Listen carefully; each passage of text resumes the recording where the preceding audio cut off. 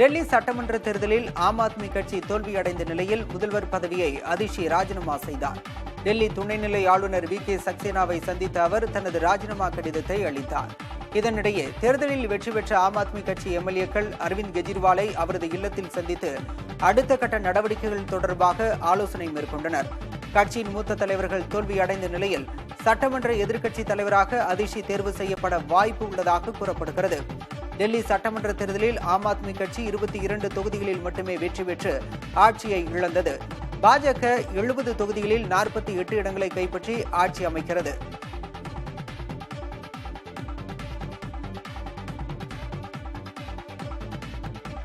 டெல்லி தேர்தலில் வெற்றி பெற்ற நிலையில் முதல்வரை தேர்வு செய்யும் பணியில் பாஜக தலைமை ஈடுபட்டுள்ளது. நடந்து முடிந்த சட்டமன்ற தேர்தலில் பாஜக 48 இடங்களை கைப்பற்றி ஆட்சி அமைக்கிறது. டெல்லியின் அடுத்த முதல்வர் யார் என்ற கேள்வி எழுந்துள்ள நிலையில் அந்த பட்டியலில் அரவிந்த் கெஜ்ரிவாலை தோற்கடித்த பர்வேஷ் சாஹிப் சிங் வர்மா, வீரேந்திர சச்தேவா, ரமேஷ் பிதுரி, முன்னாள் மத்திய அமைச்சர் ஸ்மிருதி இரானி உள்ளிட்டோரின் பெயர்கள் இருப்பதாக கூறப்படுகிறது.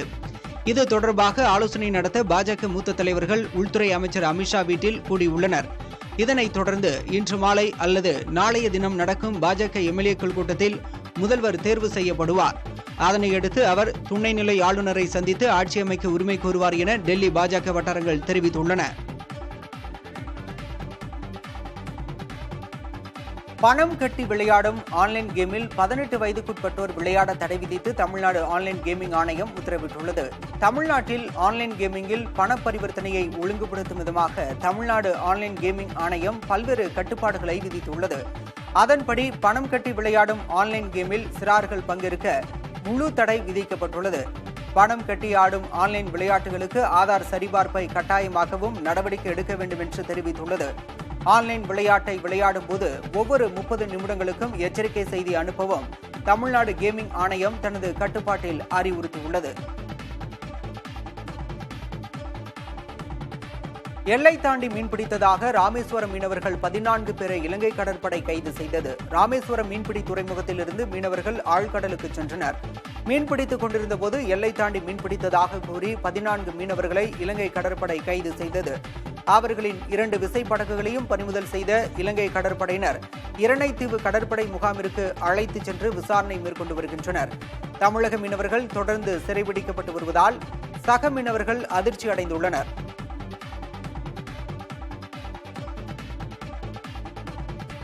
இலங்கை கடற்பரப்பில் எல்லை தாண்டி மீன்பிடித்ததாக பறிமுதல் செய்யப்பட்ட நாகையைச் சேர்ந்த மீன்பிடி படகு மற்றும் மீன்பிடி உபகரணங்கள் பருத்தித்துறை நீதிமன்ற வளாகத்தில் ஏலமிடப்பட்டு விற்பனை செய்யப்பட்டன. இதில் ஃபைபர் படகு இலங்கை ரூபாய் மதிப்பில் 2,12,000 ரூபாய், மீன்பிடி வலைகள் 1,80,000 ரூபாய் என மொத்தம் 5,66,100 ரூபாய்க்கு ஏலம் போயின. கடந்த 2022ஆம் ஆண்டு டிசம்பர் 29ஆம் தேதி தமிழக மீனவர்கள் 4 பேர் இலங்கை கடற்படையினரால் கைது செய்யப்பட்டதை தொடர்ந்து மீன்பிடி படகு மற்றும் உபகரணங்கள் அரசுடைமையாக்கப்பட்டன. விமான நிலையம் கட்டுவதற்கு பரந்தூர் எவ்வாறு தேர்வு செய்யப்பட்டது என்பதற்கான காரணங்களை நாடாளுமன்றத்தில் முதல் முறையாக மத்திய அரசு தெரிவித்துள்ளது. பரந்தூர் விமான நிலையம் தொடர்பாக தமிழக எம்பிக்கள் கேட்ட கேள்விகளுக்கு விமான போக்குவரத்து துறை இணையமைச்சர் முரளிதர் மொஹல் விரிவாக பதிலளித்துள்ளார். ஏரிகள், குளங்கள், கால்வாய்கள் உள்ளிட்ட நீர்நிலைகள் தொடர்பான அனைத்து பிரச்சனைகளையும் சரி செய்து விமான நிலையம் மற்றும் சுற்றுப்பகுதிகளில் ஆரோக்கியமான சுற்றுச்சூழலை ஏற்படுத்தி அதனை உறுதி செய்வதற்காக உயர்மட்ட குழு அமைக்கப்பட்டுள்ளதாக தமிழக அரசு தெரிவித்ததாக அமைச்சர் கூறினார். பல்வேறு அமைச்சகங்கள், சிவில் விமான போக்குவரத்து இயக்குநரகம் ஆகியவற்றின் பிரதிநிதிகள் அடங்கிய வழிகாட்டுதல் குழு பாதுகாப்பு அம்சங்கள் தொடர்பாக ஆய்வு மேற்கொண்டதாக கூறினார். இதன் பிறகே பரந்தூர் விமான நிலைய திட்டத்திற்கான இடத்தேர்வுக்கு ஒப்புதலை அளித்துள்ளதாக விமான போக்குவரத்து துறை இணையமைச்சர் தெரிவித்துள்ளார்.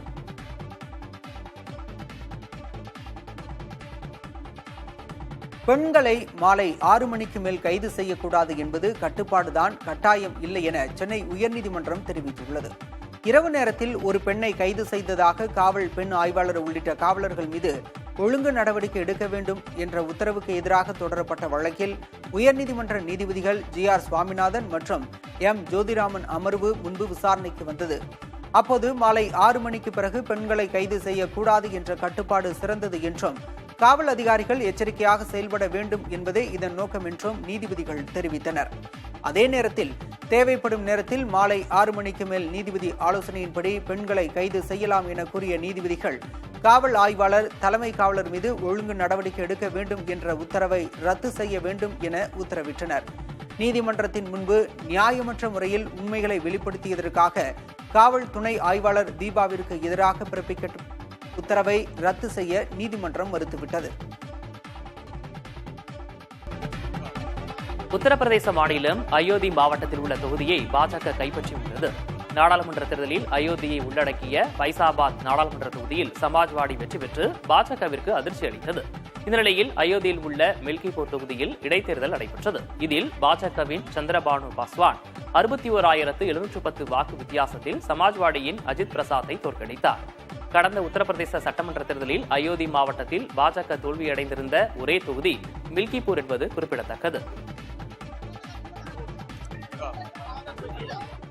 இந்தியாவில் முதல் முறையாக பாம்பே வகை ரத்தம் கொண்டவருக்கு சிறுநீரக மாற்று அறுவை சிகிச்சை வெற்றிகரமாக செய்யப்பட்டுள்ளது. சிறுநீரக நோய் காரணமாக ஷீரடியைச் சேர்ந்த பெண் ஒருவருக்கு சிறுநீரகத்தை மாற்ற வேண்டிய நிலை ஏற்பட்டுள்ளது.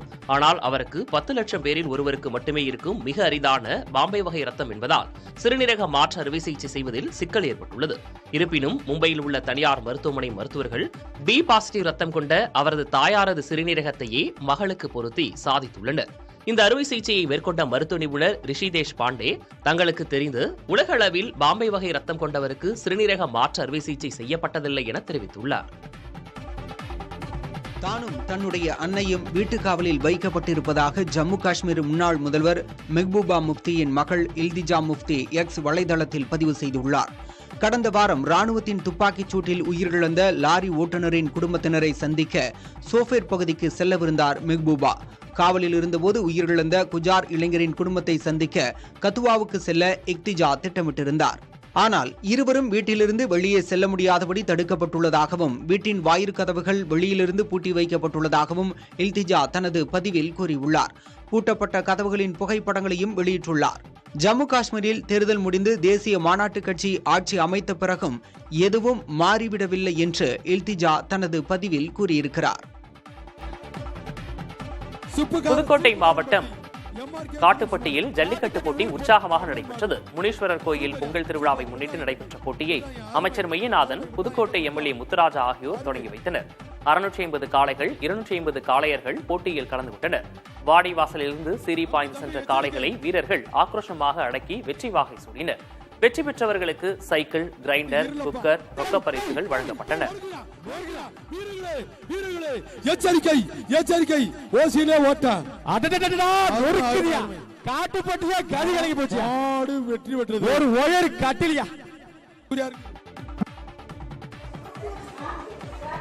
வேலூரில் ரயிலில் கர்ப்பிணிக்கு பாலியல் தொல்லை அளித்த சம்பவத்தை தொடர்ந்து ரயில்களில் கண்காணிப்பு தீவிரப்படுத்தப்பட்டுள்ளது.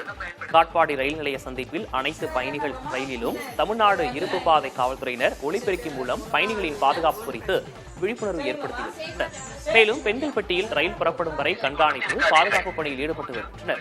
இனிவரும் காலங்களில் ரயில்வே காவல்துறையினரோடு இணைந்து தமிழ்நாடு இருப்பு பாதை காவல்துறையினரும் முக்கிய ரயில்களில் உள்ள பெண்கள் பெட்டியில் ஒரு நிறுத்தத்திலிருந்து இன்னொரு நிறுத்தம் வரை பயணிக்க நடவடிக்கை எடுக்கப்படும் என்று தெரிவிக்கப்பட்டுள்ளது. அதே சமயம் ரயில் பயணத்தின் போது தங்களுக்கு ஏதேனும் பாதிப்பு ஏற்பட்டால் 1512 139 என்ற எண்ணிற்கு அழைக்க அறிவுறுத்தப்பட்டுள்ளது.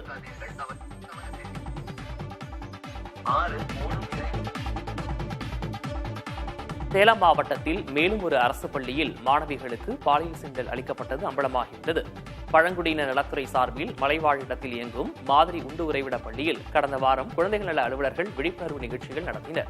பாலியல் சீண்டல் குறித்தும் அவற்றிலிருந்து தற்காத்துக் கொள்வது பற்றியும் விழிப்புணர்வு ஏற்படுத்தினர். அப்போது அறிவியல் ஆசிரியர் இளையக்கண்ணு தங்களுக்கு பாலியல் ரீதியாக சீண்டுவதாக மாணவிகள் பலர் புகார் அளித்தனர். இதையடுத்து இளையக்கண்ணு மீது சேலம் அனைத்து மகளிர் காவல் நிலையத்தில் புகார் அளிக்கப்பட்டது. அதன் அடிப்படையில் விசாரணை நடத்திய காவல்துறையினர் இளையக்கண்ணுவை போக்சோ சட்டத்தின் கீழ் கைது செய்தனர்.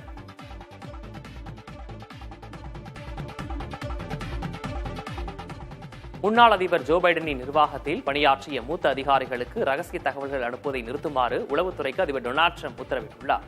அதன்படி முன்னாள் வெளியுறவுத்துறை அமைச்சர் ஆண்டனி பிளிங்கன், தேசிய பாதுகாப்பு ஆலோசகராக பணியாற்றிய ஜாக் சுல்லிவன் ஆகியோருக்கு தகவல்கள் அனுப்பப்படுவதை நிறுத்த உத்தரவிடப்பட்டுள்ளது.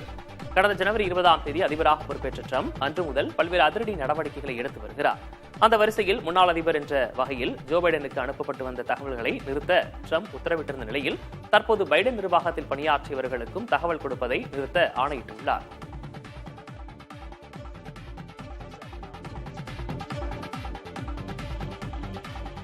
மெக்சிகோவில் லாரி மீது பேருந்து மோதி விபத்துக்குள்ளானதில் 41 பேர் உயிரிழந்தனர். டபாஸ்கோ மாகாணத்தில் 48 பயணிகளுடன் சென்ற பேருந்து ஒன்று ஓட்டுநரின் கட்டுப்பாட்டை இழந்து எதிரே வந்த லாரி மீது மோதி விபத்துக்குள்ளானதாக கூறப்படுகிறது. இதனால் 2 வாகனங்களிலும் தீப்பிடித்துள்ளது. இதில் ஓட்டுநர்கள் உட்பட 41 பேர் உடல் கருகி நிகழ்விடத்திலேயே பரிதாபமாக உயிரிழந்தனர். தொடர்ந்து நிகழ்விடத்திற்கு விரைந்த தீயணைப்பு படையினர் தீயை கட்டுக்குள் கொண்டு வந்து உயிரிழந்தவர்களின் உடல்களை மீட்டனர். 7 பேர் தீக்காயங்களுடன் மருத்துவமனையில் சிகிச்சை பெற்று வருகின்றனர். தைப்பூசம் 5ஆம் நாள் மற்றும் விடுமுறை நாள் என்பதால் பழனி முருகன் கோயிலில் பக்தர்கள் கூட்டம் அலைமோதுகிறது. இதன் காரணமாக 4 முதல் 5 மணி நேரம் வரை தரிசனம் செய்ய பக்தர்கள் காத்திருக்கும் சூழல் ஏற்பட்டது. அதேபோல் ரோப் கார்களில் செல்லவும் ஏராளமான பயணிகள் காத்திருக்கின்றனர். அடிவாரம் கிரிவீதி பகுதிகளில் பால் காவடி, பன்னீர் காவடி, புஷ்ப காவடி இழுத்து பக்தர்கள் முருகனை வழிபாடு செய்தனர். பக்தர்கள் கூட்டம் தொடர்ந்து அதிகரிக்கப்பட்டதால் பாதுகாப்பு பணிக்காக 3500 காவலர்கள் ஈடுபட்டுள்ளனர்.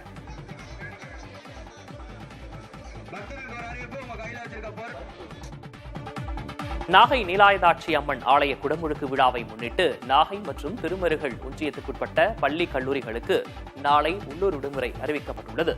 பக்தர்களின் கூட்டம் அதிகமாக இருக்கும் என்பதால் உள்ளூர் விடுமுறை அறிவித்து ஆட்சியர் உத்தரவிட்டுள்ளார்.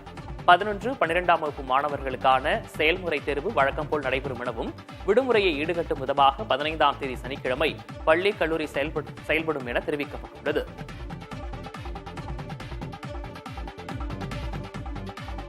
கோவை மாவட்டம் பொள்ளாச்சி அருகே நீர்வரத்து இல்லாததால் ஆழியார் கவியருவி காலவரையின்றி மூடப்படுவதாக அறிவிக்கப்பட்டுள்ளது. வெயிலின் தாக்கம் அதிகரித்து வரும் நிலையில் கவியருவி நீரின்றி வறண்டு காணப்படுகிறது. இதன் காரணமாக அருவிக்கு சுற்றுலா பயணிகள் செல்ல தடை விதிக்கப்பட்டிருக்கிறது. வனத்துறை சோதனைச் சாவடியிலேயே சுற்றுலா பயணிகளை வனத்துறையினர் திருப்பி அனுப்புகின்றனர்.